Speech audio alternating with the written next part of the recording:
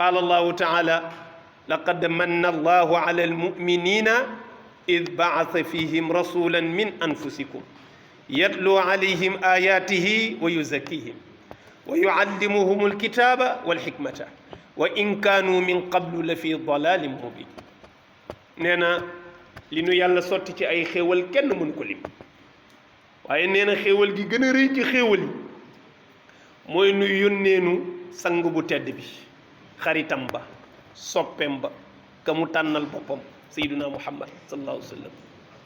nee na mu yabal ko ci nun ngir mu buddi ni ci lëndëm yanu newoon yegg ci di jaamu xërëm, di njaaloo, di wax lu dul dëgg, di jël alalu jàmbur, di lekk riba, di lor dëkkandoo. waaw nee na mu buddi ñu ci lëndëm yooyu yëpp yóbbu ñu ci leer yi. waaw nee na di ñu xippiloo ci yoonu mucc, yoon wuy tax ñu mucc àddina mucc àllaaxira. nee na di ñu xippiloo itam ci yoon wuy tax ñu texe àddina texe àllaaxira. nee na di ñu moytuloo ci bépp yoon boo xam ne buñ ca jaalee alku mbaanu texee di ñu ñàkk a texe ëllëg. nee na sunu borom wax na ci alquran ne yéen jullit yi man yàlla sa dëgg-dëgg sotti naa leen xéewal dayoo xéewal, te mooy yónnee leen sama ndaw loo xam ne ci seen biir laa ko tànnee. yónneewu ma malaaka, yónneewu ma jinne, parce que kon du ngeen ko dégg. bu yàlla yónni woon malaaka kenn du ko roy. malaaka du lekk, du naan, du nelaw, du sëy. boo nelawee rek mu raw la. boo lekkee da ngay génn ci diini ji doo ci bokk.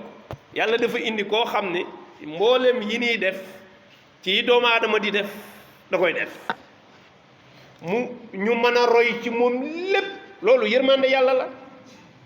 bu neexoon yàlla mu bàyyi ñu ñuy tatone di wër ngërëmu yàlla ak lu mu bëgg. sañ na ko bu sañoon bind mbindeef yépp ne langa buri. waaw bu neexoon yàlla mu bind jaam ñi ba noppi ne langa buri, wëri leen ma. waaye ci yërmandeem mu yabal nu ndaw jox ko téere muy jëf ñuy gis, muy wax ñuy dégg, mu ñuy wan ne yoon wi fii la kott kott yollu yoon. loolu yërmande yàlla la sëñ bi. loolu boo bëggee lu ko ëpp fan nga jëm. li ci des kay mooy tibbal la, sexal la, sàqami la, wan na la. loolu mënul nekk. de mën na la sexal mais sàqameeg wan na yaa koy defal sa bopp. kon xéewal gi nu yàlla jox nee na mooy li.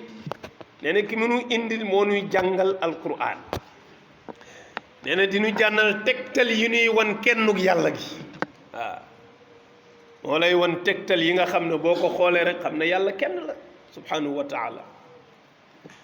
nee na itam moo ñuy génneel sew-sewi xam-xam yi ak di ñu faram fàcceel diine ci sallallahu alayhi wa sallam.